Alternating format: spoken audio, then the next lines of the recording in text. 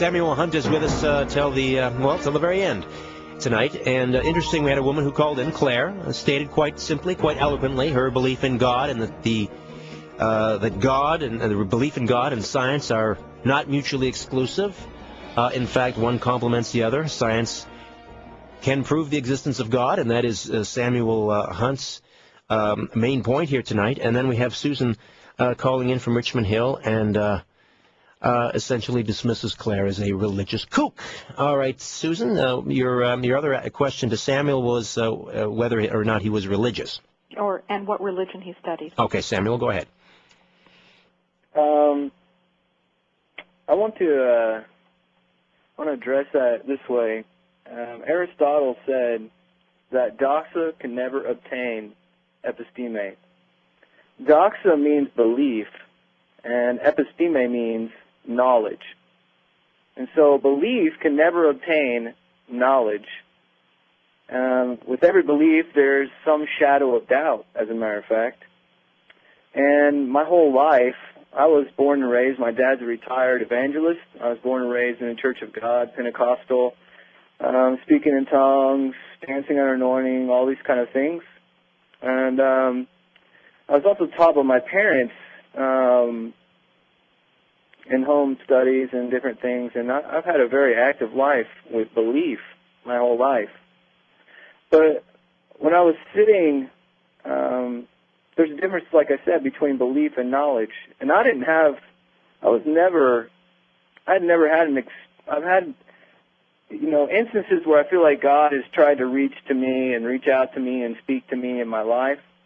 But until I actually had an experience with God through this book, and not through the words that were in this book, but I was able to write this book because of this experience that was ongoing for quite some time with the Creator himself and with, actually, the Son of God, Jesus Christ. And today I would say that I'm a born-again Christian and a part of the family of God himself, as a Son of God also, like Christ was. And not as Christ, I'm not the Christ, but I believe that there's an experience that you have, and I believe that science is the same way. There's so many people out there who want to ridicule what I'm doing, who want to ridicule creationism, and they say, oh, they call this kooky, and they call that crazy, and blah, blah, blah, blah. And let me tell you something, they've never even really sat in anywhere. They've never sat in a laboratory. They've never done these kinds of experiments. They've never had an experience with what I'm talking about. And so it's kind of dismayed, and I think a lot of religion is like that. A lot of religion tries to please God, but they've never had an experience with Him. And I don't think that people, now that I've had this experience and I can see the difference myself, and something real and enlivening that changed everything about me and about the way I see everything in the universe, I guess, everything around me. Susan, what was your main point in Richmond Hill you wanted to make? That what he was saying beforehand about there's no absolute truth, we'll never really know it, and I believe that he is one of those people whereby, just like they used to say the world is flat, or man should not be flying, or he should not leave the earth, he should not go into the stars. What Samuel is saying is he's saying there is something out there, something that created us, and that people are taking it more into the religious realm than the scientific realm. Well, he's saying there's scientific proof for the creation, the Genesis account in the Bible. That can be proven scientifically.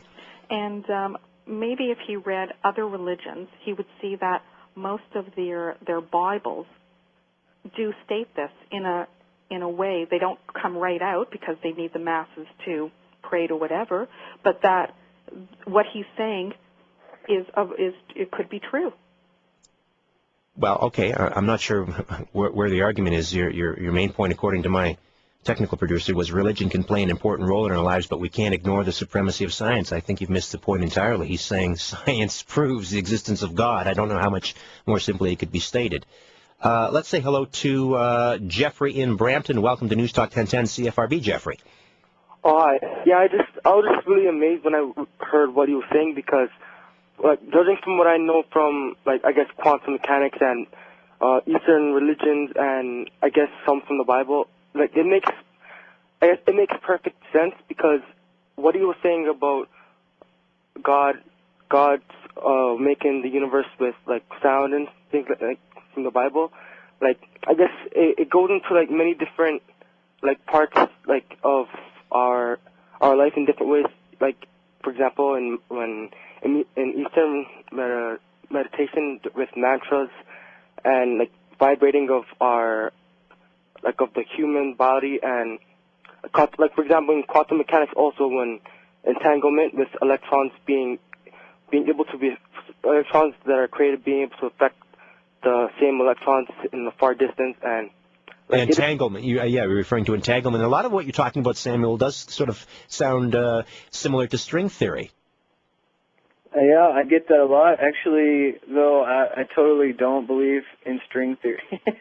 But it's just the essence of this sort of this vibration, like this, underlying invisible musical instrument, the strings being plucked and the vibrations. Yeah, you try and, this is going to sound politically incorrect, okay? But I'm just going to say it, all right? You've heard of The Secret, you hear about quantum mechanics and everything. Basically what they're trying to do is, because they have no initiator for the Big Bang, they have no way to describe the origins of the species. Nobody has ever addressed the origins of the species, okay, or how it all began.